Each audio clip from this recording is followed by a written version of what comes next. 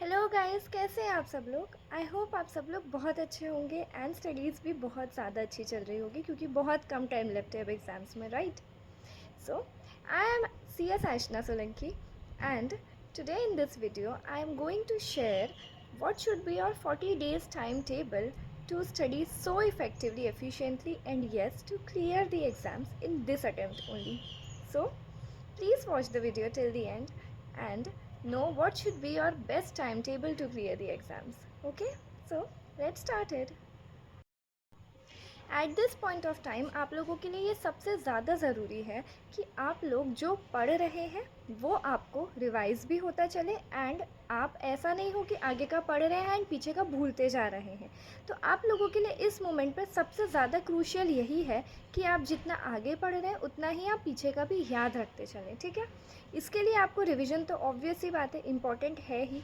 साथ में आप लोगों का 40 डेज़ का टाइम टेबल क्या होना चाहिए। 40 डेज़ में से भी अगर हम सोचें तो लास्ट के 10 डेज़ तो हम वो रिवीजन के लिए निकाल देते हैं, या फिर 5 डेज़ तो हम फर्स्ट पेपर के रख देते हैं, बाकी 5 डेज़ जो होते हैं वो बाकी के जो सब्जेक्ट्स होते हैं उनका जो एकदम क्रूशियल लास्ट रिवीजन होता है वहाँ के लिए रख देते हैं। तो अगर हम इन हैंड देखें तो हमारे पास अभी फ़िलहाल को 30 डेज़ ही लेफ्ट है प्रॉपरली एग्ज़ाम्स के लिए, ठीक है। तो ये 30 डेज़ में आपका टाइम टेबल क्या होना चाहिए वो मैं आपको बताती हूँ, ठीक है। तो सबसे पहले तो आपका सोने का एंड उठने का टाइम बहुत अच्छे से फिक्स होना चाहिए कि किस टाइम आप सोएंगे, किस टाइम आप उठेंगे। वो टाइम अब आपको चेंज नहीं करना है कि कभी आप एकदम लेट नाइट स्टडीज़ कर रहे हो, कभी आप एकदम मॉर्निंग पर्सन की तरह सनराइज़र की तरह सुबह उठ रहे हो। नहीं, आपको ये डिसाइड करना है आप रात तक पढ़ सकते हैं या फिर आप सुबह उठ सकते हैं। You have to decide that whether you are a sunriser और you are a night rider, ठीक है। आपको ये डिसाइड करना है एंड उस अकॉर्डिंग आपको आपका टाइम टेबल सेट करना है।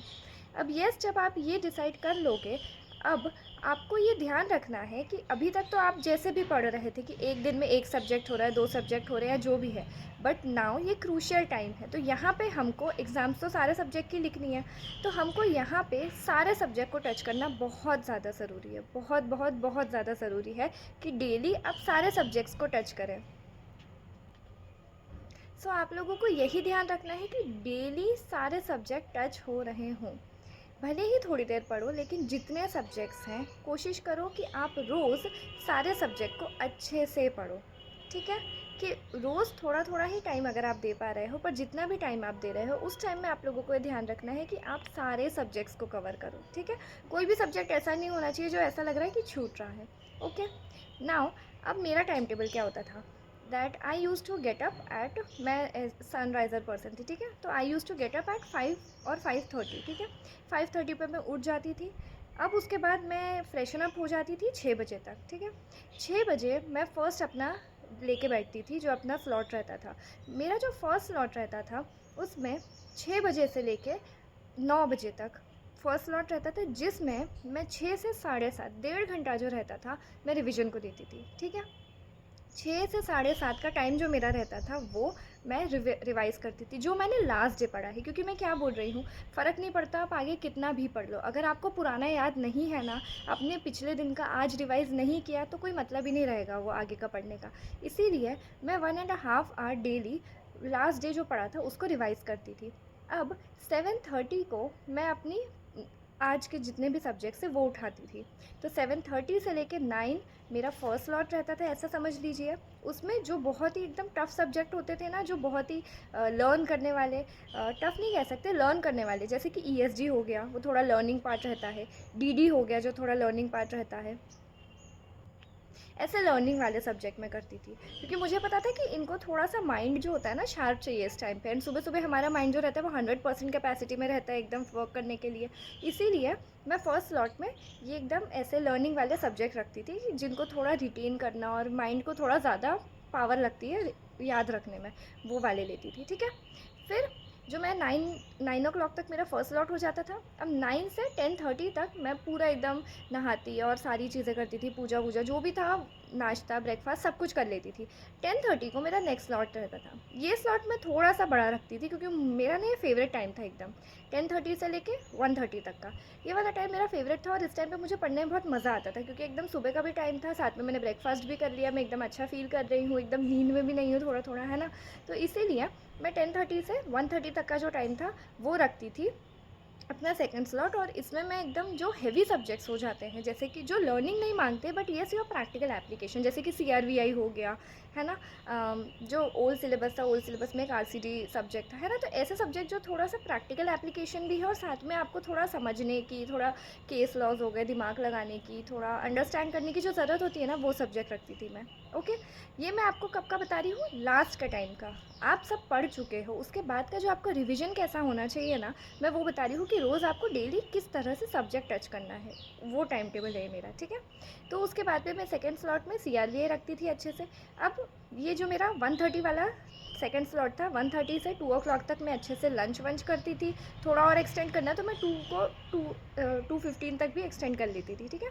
फिर उसके बाद में मैं अपना 2 बजे करीब बैठती थी पढ़ने के लिए, एंड 2 से 4 बजे तक, 2 से लेके 4 ये मेरा थर्ड स्लॉट होता था। इसमें मैं राइटिंग प्रैक्टिस भी करती थी, साथ में जो मैं सुबह के 2 सब्जेक्ट पढ़े हैं उनको एक बार थोड़ा सा अच्छे से रिवाइज़ कर लेती थी, थोड़ा सा चार्ट वार्ट बनाने हैं वो बना लेती थी अच्छे से, इंडेक्स बनाना है वो बना लेती थी, राइटिंग कर लेती थी, क्योंकि थोड़ा दिन का टाइम होता है। एंड आपको भी पता है कि दिन का टाइम आपकी मेमोरी जो होती है, थोड़ा माइंड ऐसा थका थका सा नींद वाले जोन में रहता है। तो इस टाइम में जब आप राइटिंग प्रैक्टिस करते हो, थोड़ा अच्छे से आप, होता है ना कि कुछ क्वेश्चन पेपर सॉल्व करते हो, स्कैनर्स करते हो इस टाइम पे, तो आपका माइंड थोड़ा सा और अच्छे से फंक्शन करने लग जाता है। तो ये 2 घंटे मैं, मुझे पता था दिन का टाइम है, मैं कुछ पढ़ूंगी भी तो उतना इफेक्टिव नहीं होगा, इसीलिए मैं इस टाइम पे कुछ रिवाइज कर लेती थी या फिर कुछ भी क्वेश्चन पेपर सॉल्व करना, राइटिंग करना, ये कर लेती थी ना। 2 से 4 का टाइम हो गया। उसके बाद में 4 o'clock से 6 o'clock तक ये मेरा फोर्थ स्लॉट रहता था। इस फोर्थ स्लॉट में मैं एक कोई भी अच्छा सब्जेक्ट उठाती थी जो प्रैक्टिकल टाइप का हो, जो कि शाम के टाइम पे आप कर पाओ, है ना, थोड़ा शोर वोर भी होता है तो उस टाइम पे भी आप कर पाओ। एंड देन उसके बाद 6 to 8:30 मेरा फिफ्थ स्लॉट रहता था। तो एक दिन में मैंने कितनी चीज़ें कर ली, 5 सब्जेक्ट्स मैंने अच्छे से, बहुत अच्छे से रिवाइज़ कर लिए, इतना आपको भी समझ आ रहा है, ठीक है। तो 8:30 तक मैं फिफ्थ स्लॉट में अपना एक नेक्स्ट सब्जेक्ट उठाती थी। अब 8:30 के बाद में मैं डिनर और ये सब कर लिया अपन ने, फिर उसके बाद मैं 9 या फिर 9:30 पे एक बार फिर से बैठती थी। एंड रात का जो टाइम था उसमें मैं ओपन बुक सब्जेक्ट करती थी, क्योंकि आपको भी पता है ओपन बुक ऐसा है कि एग्ज़ाम्स में ही आपको करना है, लेकिन फिर भी देखना ज़रूरी है।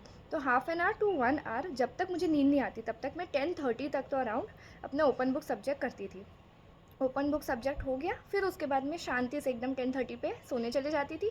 एंड देन उसके बाद प्रॉपर 6 to 7 आवर्स की स्लीप आपको लेना ज़रूरी है, आपको भी पता है। तो 6 to 7 आवर्स की स्लीप अच्छे से ली, और फिर उसके बाद नेक्स्ट डे फिर से सेम रिविजन टेक्निक, ठीक है। तो आप भी यही कोशिश करिए कि आपका टाइम टेबल भी इतना इफेक्टिव हो एंड अच्छे से आप सारे सब्जेक्ट्स इनकॉर्पोरेट कर पाए। ये आपको मैंने कई बार बताया है कि रिविजन बहुत बहुत बहुत ज़्यादा ज़रूरी है। तो आप आपके टाइम टेबल में कहीं पे भी रिविजन इनकॉर्पोरेट ज़रूर करिए कि हाँ, भले आप सुबह उठ के कर रहे हो, दिन में कर रहे हो, कभी भी, लेकिन आप एटलीस्ट 1 to 1.5 आवर जो आपने लास्ट डे पढ़ा है, जो लास्ट टाइम टॉपिक्स पढ़े हैं, उनको रिवाइज करने के लिए दे रहे हो, फिर ही आप आगे बढ़ रहे हो एंड नेक्स्ट आज के टॉपिक्स उठा रहे हो।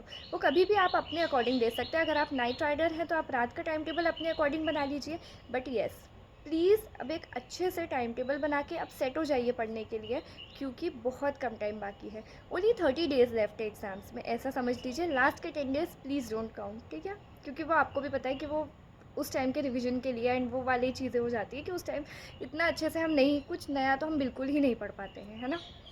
तो जो भी है इसमें रिवीजन भी करते जाइए एंड इसी तरह से टाइम टेबल बना के रिवाइज भी करते जाइए, एंड साथ में जो भी न्यू भी पढ़ना है आपको वो भी पढ़ते जाइए। एंड आई गेस हर इतना तो हम पूरा पूरा दिन हमारे पास, जैसे 12 to 14 आवर्स अगर हम देखेंगे ना तो इफ़ेक्टिव निकलते हैं। 24 आवर्स में से आराम से 12 to 14 आवर्स निकल रहे हैं। उसमें अगर आप हर सब्जेक्ट को 3 आवर्स भी दे रहे हैं, 4 आवर्स भी दे रहे हैं, तो भी आराम से एक दिन में आपके 4 से 5 सब्जेक्ट आप आराम से कवर कर सकते हो। बस यही है कि हमारा माइंड बहाने बनाता है एंड हम एकदम ऐसे बहाने में रह जाते हैं, अरे नहीं होगा, कैसे कर पाएंगे, पॉसिबल नहीं है एक दिन में, याद कैसे रखेंगे। बट येस, अगर आप रोज़ सारे सब्जेक्ट टच कर रहे हो ना, तभी जाके आप अच्छे से एग्ज़ाम्स लिख पाओगे एंड सब याद रहेगा, क्योंकि आपके माइंड में कॉन्फिडेंस रहेगा कि मैंने हर सब्जेक्ट को डेली थोड़ा सा ही सही लेकिन करा ज़रूर है ना। इसीलिए कोशिश करिए कि आप भी आपके टाइम टेबल में डेली ऐसे सब्जेक्ट्स इनकॉर्पोरेट करिए कि आप रोज़ सारे सब्जेक्ट्स को टच कर पा रहे हो। एंड येस, रिवाइज़ भी बहुत अच्छे से कर पा रहे हो, राइटिंग प्रैक्टिस, टेस्ट पेपर, सारी चीज़ें बहुत ज़रूरी है। तो उसके लिए सबसे पहला टाइम टेबल बनाना ज़रूरी है, क्योंकि एक बहुत अच्छा कोट है जो मैं हमेशा से, होता है ना, दिमाग में रखती थी, that failing to plan is planning to fail. मतलब अगर आप अच्छे से प्लान नहीं बना पा रहे हो, अपना टाइम टेबल नहीं बना पा रहे हो, इट मीन्स आप प्लान कर रहे हो फेल होने के लिए। इसीलिए बहुत अच्छे से प्लान करो एंड बहुत अच्छे से एग्ज़ाम्स के लिए रेडी हो जाओ। Okay, all the best for now, bye bye.